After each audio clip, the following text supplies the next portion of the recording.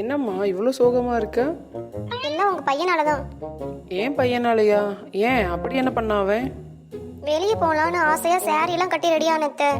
உங்க பையன் என்னன்னா அந்த போனையே உட்காந்து நோண்டிட்டு இருக்காரு. இன்னும் கிளம்பவே இல்லை. இவ்வளோதான் விஷயமா? இவ்வளோதானாவா?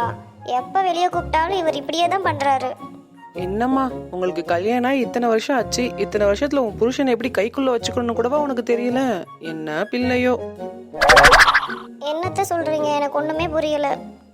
உனக்கு இப்ப அவன் உன்ன வெளியே கூட்டு போகணும், அவ்வளோதானே? இரு, அதுக்கு ஒரு நான் ஐடியா பண்றேன். அப்படி என்னதான் அத்தை பண்ண போறீங்க? பொறுமா தம்பி.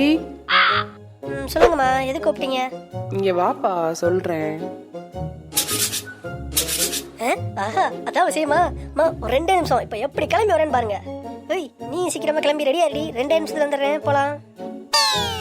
என்னத்த சொன்னீங்க? இவ்வளவு சீக்கிரமா கிளம்ப போறாரு? அதுவா, உன் பொண்டாட்டி அவங்க அம்மா வீட்டுக்கு போய் 4 நாள் தங்க போறாளாம். அவளை கொண்டு போய் இறக்கி விட்டுட்டு வா தம்பின்னு சொன்னேன். அதான் பையன் எவ்வளவு சந்தோஷமா சீக்கிரமா கிளம்ப போயிட்டான். ஏய், என்னம்மா இன்னும் நீ கிளம்பாம இருக்க? டக்குன்னு கிளம்புமா, பேக்ல எடுத்து வைமா. என்னம்மா மச மசன்னு உட்காந்துட்டு இருக்க? அத்தை ரொம்ப தேங்க்ஸ். நீங்க உங்க ரூமுக்கு போய் ரெஸ்ட் எடுங்க. நான் இவர்கிட்ட கொஞ்சம் தனியா பேசணும். சரிம்மா, வேற ஏதாவது உதவி வேணும்னாலும் என்கிட்ட கேளு, நான் பண்றேன். ஓய், இன்னும் நடி தனியா பேசணுங்கிற? வேமா கிளம்புடி, பேக்கே எடுத்து வைடி. ஏண்டா என்னை எங்கேயாவது வெளியே கூட்டிட்டு போடான்னா கிளம்ப உனக்கு நேரம் இல்ல? டயர்டா இருக்கு, ஆபீஸ் டென்ஷன், அது இதுன்னு கதையா சொல்லுவ. நான் 4 நாள் எங்க அம்மா வீட்டுக்கு போறேன்னு சொன்னது எவ்வளவு வேகமா கிளம்பி வர நீ.